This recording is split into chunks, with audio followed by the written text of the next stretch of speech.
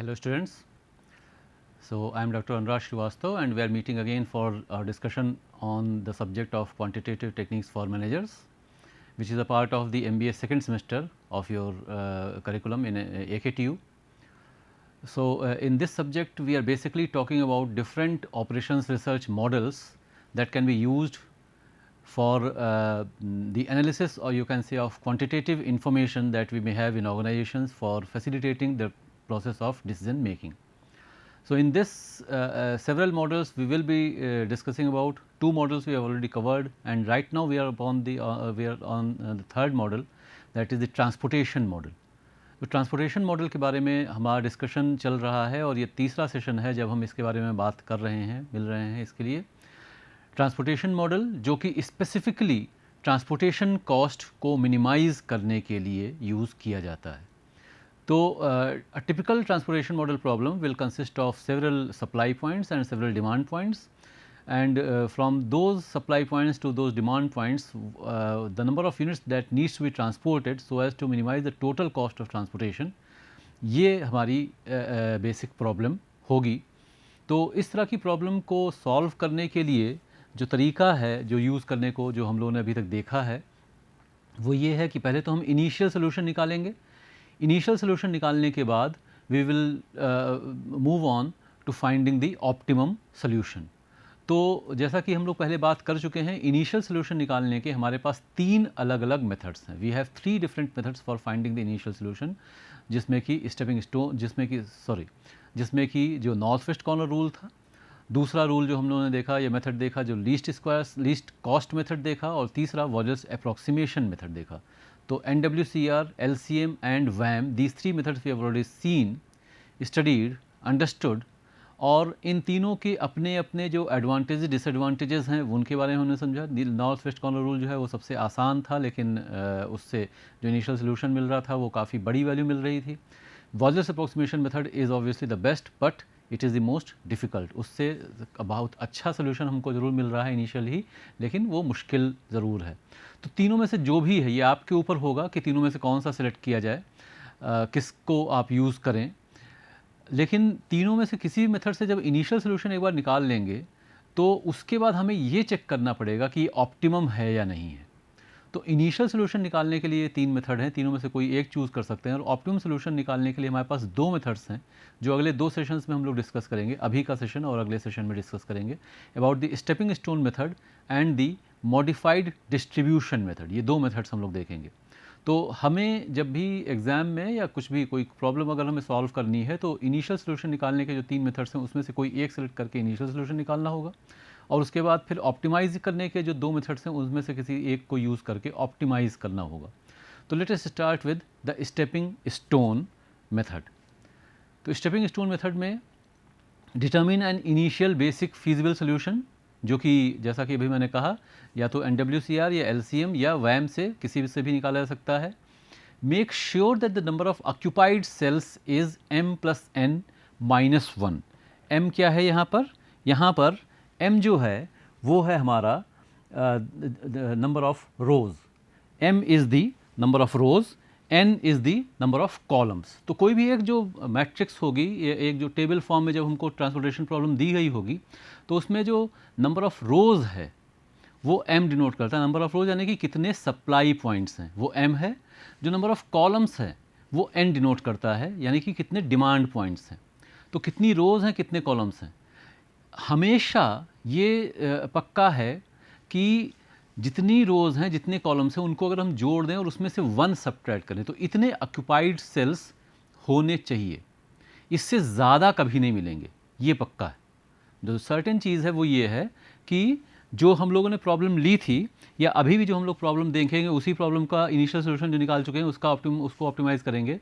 तो वहाँ पर हमारे पास 3 सप्लाई पॉइंट्स थे तो m की वैल्यू 3 थी, 4 डिमांड पॉइंट्स थे तो n की वैल्यू 4 थी।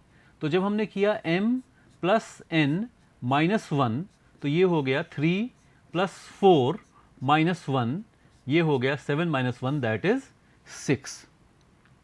तो आप अगर ध्यान करें या अगर आप पीछे जा कर के देख भी सकते हैं जो तीनों मेथड्स हम लोगों ने देखे हैं, नॉर्थ वेस्ट कॉर्नर रूल से जब हमने किया था तो जब भरे सेल जितने थे, टोटल m/n प्रॉब्लम है, तो इसका मतलब है टोटल सेल्स कितने होंगे, टोटल सेल तो 12 होंगे।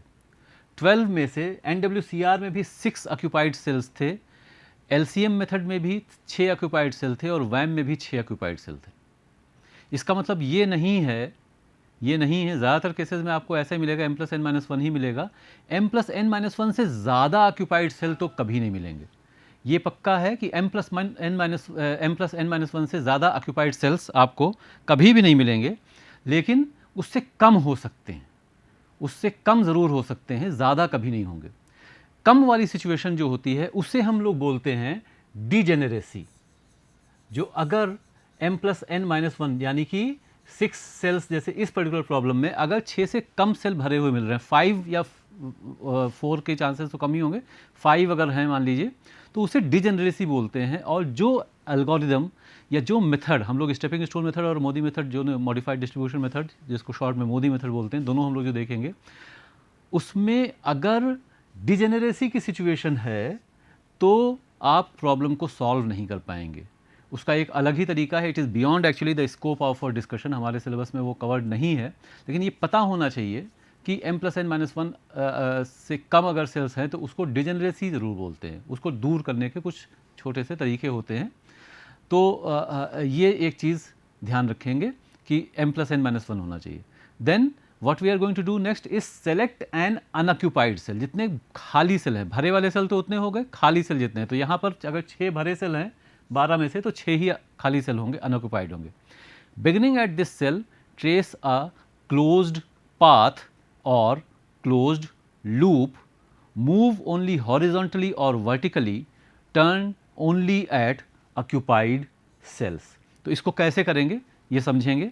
इसी को इस तरह से जो हम करते हैं, इसको स्टेपिंग स्टोन, इसीलिए इसको नाम ऐसा कुछ दिया गया है।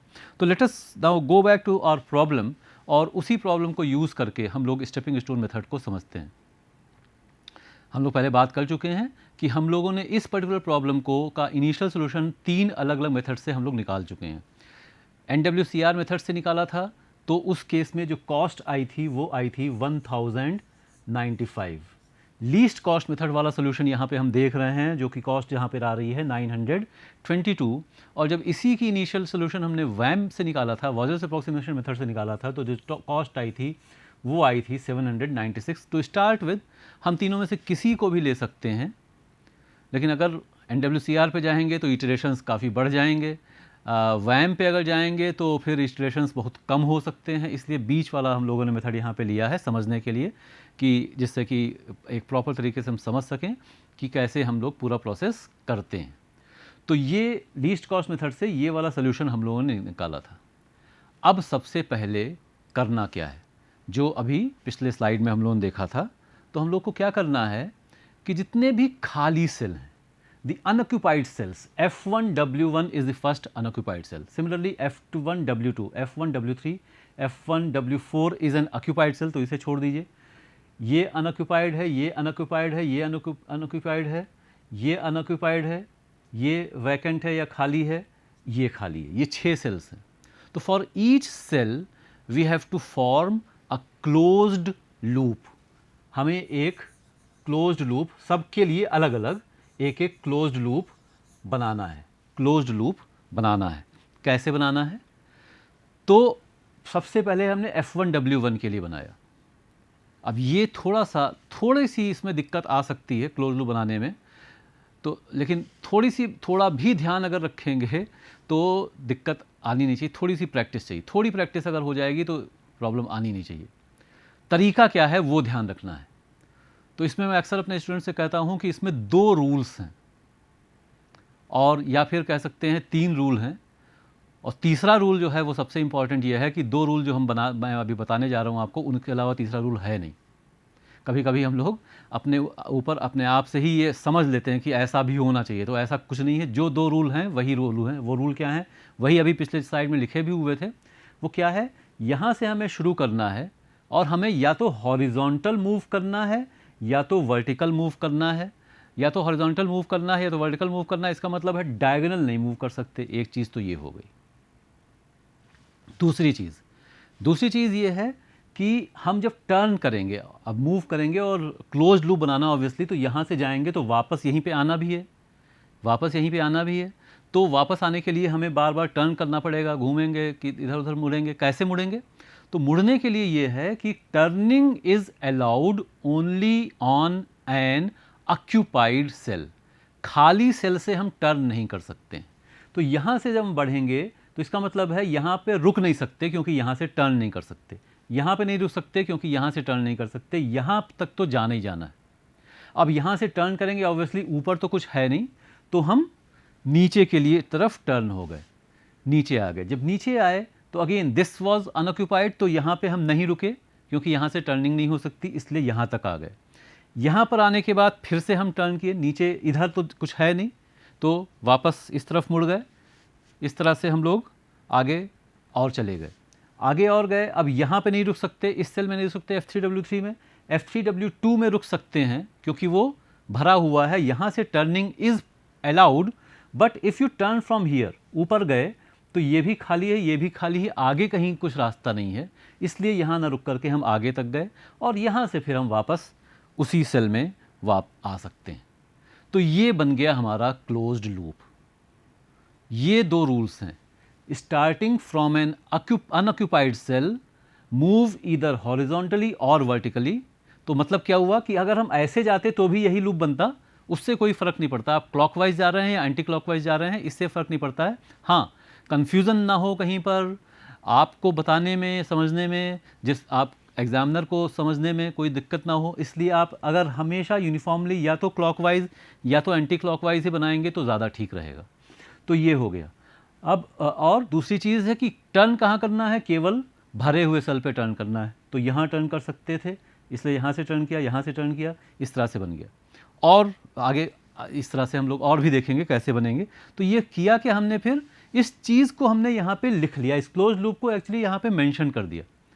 देखिए जब हम क्वेश्चन को सॉल्व करेंगे तो ये लूप बार बार बनाना ज़रूरी नहीं है। ये अपने समझने के लिए अगर आपको ये दिखाना देखना भी है, मतलब एग्जामिनर को शो करने के लिए इसकी ज़रूरत नहीं है, एग्जामिनर को ये शो करना सफिशिएंट है।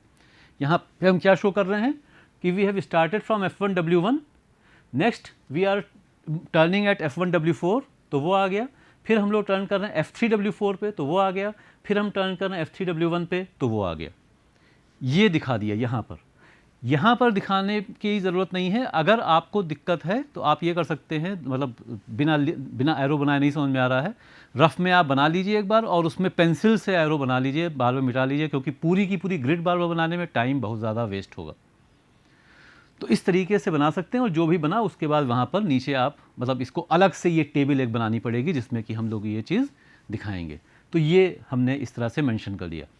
नेक्स्ट, इसका पर्पस क्या है एक्चुअली, ये समझना ज़रूरी है। हम जानना क्या चाह रहे हैं? हम जानना ये चाह रहे हैं कि जो हमारी इनिशियल कॉस्ट आई थी, जो कि अभी हम लोगों ने कैलकुलेट की थी, जो इनिशियल कॉस्ट यहाँ पर है हमारी, वो है 922। To we want to know if this is optimum और not. Obviously we know actually that it is not optimum, क्योंकि वैम्प से, वॉल्यूम अप्रॉक्सीमेशन मेथड से हम लोग पहले ही 796 कॉस्ट निकाल चुके हैं, तो ये ऑप्टिमम तो नहीं है। लेकिन इस मेथड में इनबिल्ट तरीका है कि ये पता चल सके कि ऑप्टिमम है या नहीं है। कैसे पता चलेगा? ऐसे पता चलेगा, तो अगर मान लें कि ये ऑप्टिमम नहीं है, इसका मतलब है कि कोई भी जो खाली सेल है वहाँ पर अगर हम एलोकेट कर दें तो कॉस्ट कम हो सकती है। तो एलोकेट करेंगे कैसे? ऑब्वियस सी बात है, अगर हम यहाँ पर कुछ भी अगर लिख दिया जाए, यहाँ पे अगर हम 1 यूनिट डाल रहे हैं तो 1 का मतलब है, यहाँ इस 1 का मतलब है F1 से W1 we are supplying 1 unit. ये 1 यूनिट आएगी कहाँ से? तो कहीं से घटानी पड़ेगी। यहाँ पे कुछ है नहीं घटाने के लिए, यहाँ पे कुछ है नहीं, यहाँ से हमने -1 कर दिया, तभी तो आएगा। जो 11 थी, 11 में से हमने कहा अब यहाँ पे 10 ही भेजेंगे, 1 यहाँ भेज देते हैं। अब ये -1 हो गया तो इधर गड़बड़ा जाएगा, तो इसलिए हमने यहाँ पे +1 कर दिया। यहाँ पे +1 किया तो इन दोनों में से किसी में घटाना पड़ेगा। एक्चुअली हमने यहाँ पे घटाया, -1 कर दिया। अब ये बैलेंस हो गया, यहाँ +1 -1 +1 -1। इसका कॉस्ट पे इम्पैक्ट कितना हुआ, लेकिन कितना इम्पैक्ट हुआ? यहाँ +1 किया तो 21 जुड़ जाएगा, यहाँ -1 किया तो 13 सब्ट्रैक्ट हो जाएगा, यहाँ +1 किया तो 41 बढ़ जाएगी कॉस्ट, और यहाँ -1 किया तो 32 कॉस्ट घट जाएगी। यही चीज़ हम यहाँ पे लिख रहे हैं। 21 -13 +41 -32, the impact is +17 which is positive upward. मतलब क्या हुआ, अगर यहाँ पर 1 यूनिट एलोकेट करेंगे तो कॉस्ट जो हम चाहते हैं घटाना वो घट नहीं रही है, बढ़ जा रही है। तो मतलब हुआ 1 यूनिट करिए चाहे जितनी करिए, आप 10 यूनिट करेंगे तो 10 गुना बढ़ेगी, जितनी भी हुई बढ़ रही है। 17 के बजाय 170 बढ़ जाएगी। तो इससे हमको ये पता चल गया यहाँ पर एलोकेट करने से फ़ायदा नहीं होने वाला है। यही काम हम सारे सेल्स में करेंगे। तो जहाँ पे भी एलोकेट किया वहाँ प्लस, अल्टरनेट अब करते जा रहे हैं, यहाँ प्लस माइनस, ये एक चीज़ एक्चुअली इन शॉर्ट की जा रही है। ये काम अब दूसरे सेल के लिए करेंगे। तो अब दूसरा सेल जो है हमने वो देखा इस तरीके से, इस सेल में फिर हमने क्लोज लूप बनाया, यहाँ से चले यहाँ तक गए नीचे और इस तरह से लूप बन गया। और वही तरीका हमने फिर कॉस्ट में देखा, इम्पैक्ट क्या आ रहा है, कॉस्ट में इम्पैक्ट यहाँ पे भी इंक्रीज़ का आ रहा है, इंक्रीज़ हो रही है। इसका मतलब F1W2 में एलोकेट करने से भी कॉस्ट बढ़ेगी। फिर आगे और देख लें, सारे सेल्स के लिए यही काम करना है। ये देखिए क्लोज लूप, इसीलिए मैंने आपको बताया कि तरीका क्या है वो ध्यान रखना है। तो क्या तरीका है, इस सेल के लिए अगर हम बना रहे हैं तो यहाँ से हम इधर गए, यहाँ से टर्न करके नीचे गए, यहाँ से टर्न करके यहाँ तक आना पड़ेगा, यहाँ से ऊपर, फिर इधर, फिर इधर। क्लोज लूप बनाने के जो रूल है, उसके लिए जो रूल हमने देखा है वो रूल ये है, जो 2 रूल हैं, मूव इधर हॉरिजॉन्टली और vertically, turn only at an occupied cell, no other rule. तो ये कहीं नहीं कहा जा रहा है कि स्क्वायर या रेक्टेंगल शेप का ही बनेगा क्लोज लूप, यहाँ पर ऐसा नहीं है। तो जो रूल बताए गए हैं उसी को फॉलो करना है, बाकी कोई दिक्कत नहीं है, कैसे भी कितना भी लंबा छोटा लूप बन सकता है। और इस तरह से यहाँ पे भी जब हमने बनाया तो यहाँ पे भी जो कॉस्ट पे जो इम्पैक्ट आ रहा है वो इंक्रीज़ ही हो रही है। तो जिस सेल में भी कॉस्ट इंक्रीज़ हो रही है वो हमारे लिए यूज़लेस है। हम लोग अगले सेल की तरफ चलते हैं। तो ये थोड़ा सा यहाँ पर गलत दिखाया, यहाँ पे हम लोग शुरू एक्चुअली इस सेल से करेंगे। तो यहाँ से नीचे गए, यहाँ से इधर गए, फिर इधर आए और ये ऐसे ही हुआ, लेकिन ऑर्डर थोड़ा सा चेंज था। तो इस तरीके से जब हमने किया तो यहाँ पर भी 18 -27 +32 -17 इस तरह से आया। यहाँ पर भी 6 का पॉजिटिव इम्पैक्ट आ रहा है। नेक्स्ट सेल की तरफ बढ़ते हैं। नेक्स्ट सेल जो हमारा खाली सेल है वो है F2W4। F2W4 के लिए जब हमने बनाया तो हमें इसमें भी मिल रहा है, ये पहला सेल हमको ऐसा मिला जहाँ पर कॉस्ट पे जो इम्पैक्ट है वो नेगेटिव है। यहाँ कॉस्ट पे इम्पैक्ट नेगेटिव है। इससे हमको ये पता चला कि जो सोल्यूशन हमारा है ऑप्टिमम नहीं है। The current solution is not optimum. 922 is not the minimum possible cost, it can be reduced. ये चीज़ हमको पता चल गई। तो अगला एक सेल जो हमारा बचता है उसको हम लोग देख लें कि वहाँ पर किस तरीके से करना पड़ेगा और क्या पोजीशन उसमें मिल रही है। तो लास्ट सेल जो हमारा है वो है F3W3। F3W3 में भी हम जब लोग क्लोज लूप हमने बनाया तो F3W3 से हम लोग F3W1 तक गए, F3W1 से F2W1, F2W1 से F2W3, और इसे भी हमने यहाँ पे जब डिपिक्ट किया तो हमको मिल रहा है यहाँ पर भी कॉस्ट कम आ रही है, कॉस्ट इसमें भी हमारी रिड्यूस हो जा रही है। इसको हम लोग देख सकते हैं। तो कॉस्ट यहाँ पे रिड्यूस कितनी हो रही है, 11 की कॉस्ट रिड्यूस हो रही है। यहाँ पे कॉस्ट रिड्यूस हो रही है 11 की और यहाँ पे 3। तो इसको हम लोगों ने यहाँ पर एरो से डिनोट कर देते हैं। Upward arrow is indicating an increase in cost, downward arrow is indicating a decrease in cost. तो डाउनवर्ड एरोज जो हैं 2 केसेस में हमको मिल रहे हैं और ये प्रोसेस, इसका मतलब हम तब तक रिपीट करते जाएंगे, इटरेशंस तब तक परफॉर्म करते जाएंगे जब तक कि डाउनवर्ड एरो सारे के सारे ख़त्म नहीं हो जाते हैं।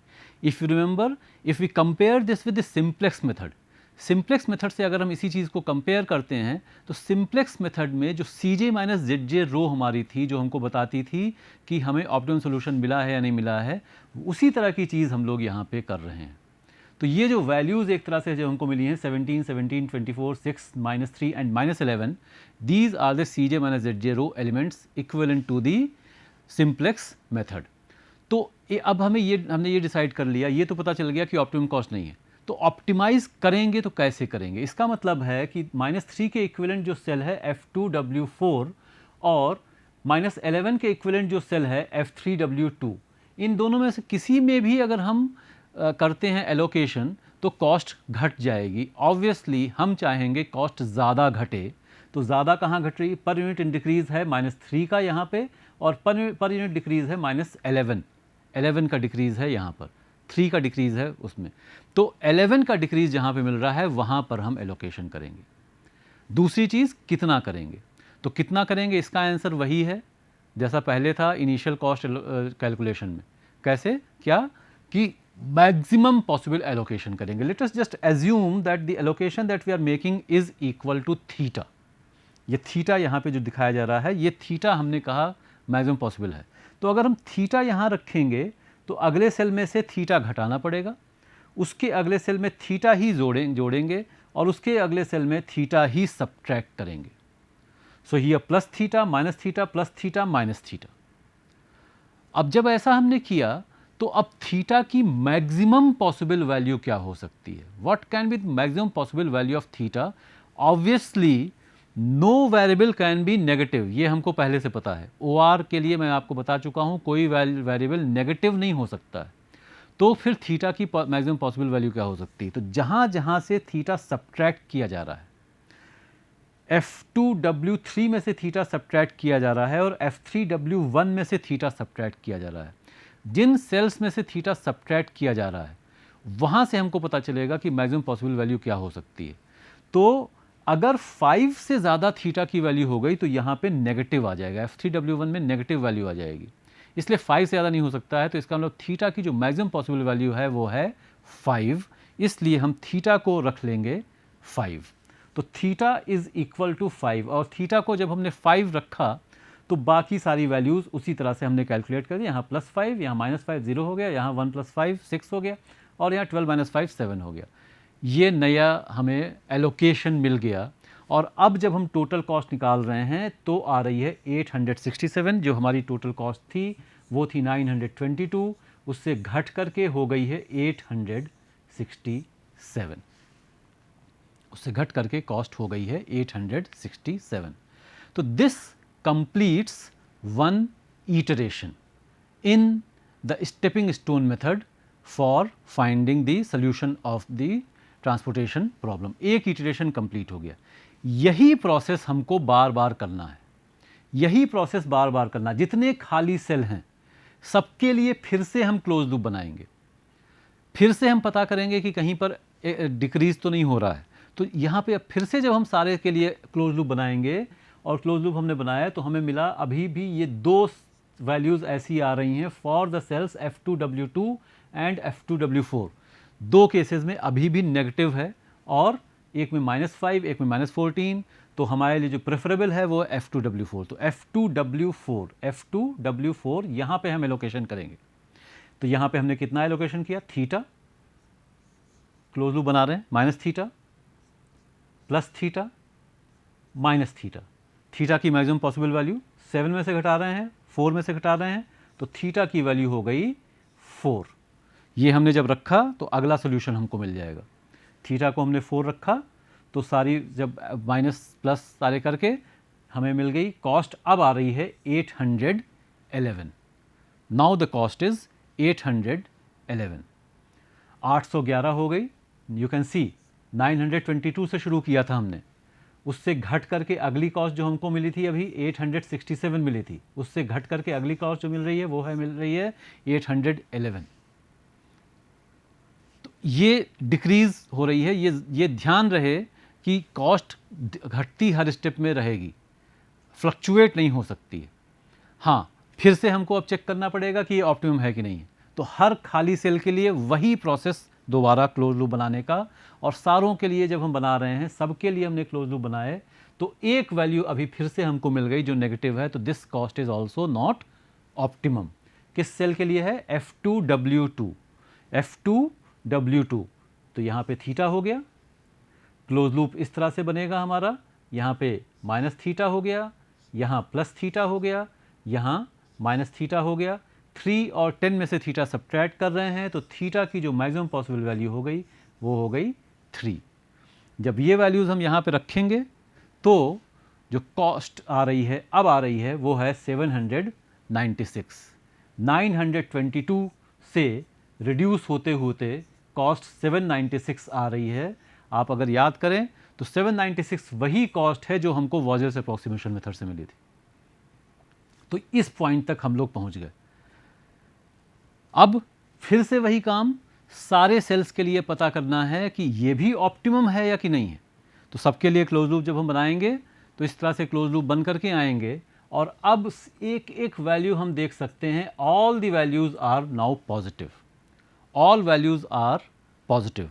So, if all the values are positive, that means the current cost 796 is the optimum cost, it cannot be reduced any further. ये अब और reduce नहीं हो सकती। तो this is the stepping stone method। ये पूरा जो मेथड है स्टेपिंग स्टोन का वो ऑप्टिमम कॉस्ट ट्रांसपोर्टेशन की निकालने के लिए इस तरह से हम लोग यूज़ करते हैं। एक दो छोटी छोटी बातें और हम लोग समझ लें। ये तो आपने देख ही लिया कि वॉजर्स अप्रॉक्सीमेशन मेथड वाली जो कॉस्ट थी वो ही ऑप्टिमम कॉस्ट है। तो this is the benefit of the Vogel's approximation method कि अगर हमने वॉजर्स अप्रॉक्सीमेशन मेथड से शुरू किया होता तो सबसे पहली ग्रिड ही यही मिलती हमको, और इसमें जब हम लोग एक ही बार सबके लिए क्लोज लूप बनाते और हमको वहीं पे पता चल जाता कि ये फाइनल आंसर हमारा हो गया, तो कितना प्रोसेस हमारा जो लंबा प्रोसेस है वो बच सकता है। एक और छोटी सी चीज़ वो ये है कि यहाँ पर ऐसा भी हो सकता है कि ऑप्टिमम सोल्यूशन में कोई वैल्यू, मान लें इसको मान लें, ये ज़ीरो भी मिल सकती है। तो ज़ीरो का क्या मतलब है? पॉजिटिव का मतलब है कॉस्ट बढ़ेगी, नेगेटिव का मतलब है कॉस्ट घटेगी, ज़ीरो का मतलब है कि अगर इस सेल में लोकेशन करेंगे तो कॉस्ट उतनी ही रहेगी। तो ये चीज़ें थोड़ी छोटी छोटी हम लोग को ध्यान रखनी है। इसके आगे एक दूसरा मॉडिफाइड डिस्ट्रीब्यूशन मेथड हम लोग अगले सेशन में देखेंगे। Thank you.